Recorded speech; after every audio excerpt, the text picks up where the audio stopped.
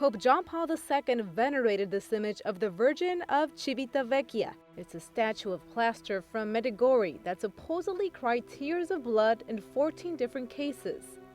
This is according to the book titled La Madonnina de Civitavecchia, the true story of a painful drama of love. It was written by Monsignor Girolamo Grillo.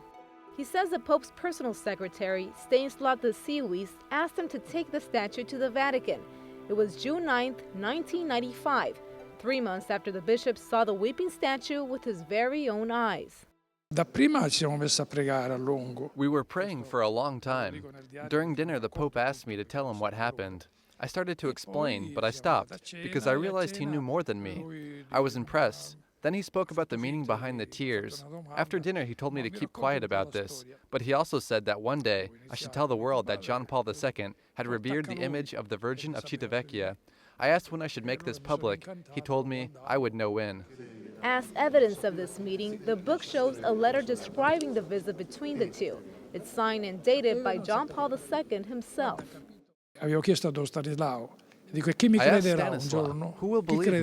Who will believe what I wrote in my diary? He told me to write a letter describing what happened that night. I sent him 2 copies. A week later, he returned the letter signed by John Paul II.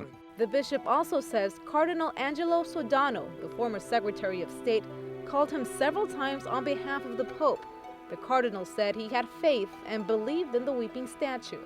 The Vatican, however, specifically the Congregation for the Doctrine of the Faith, has not made any official statement to validate these accounts.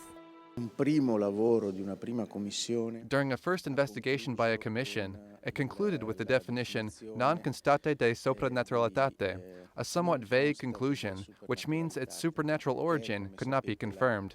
It's not a negative conclusion, like the one designed by Constante de non. That term means it's certain it's not supernatural. Monsignor Grillo saw the beatification of John Paul II as a sign to make the veneration public. The release of this letter is the latest development in this case, a case in which the Church hasn't yet given its final word.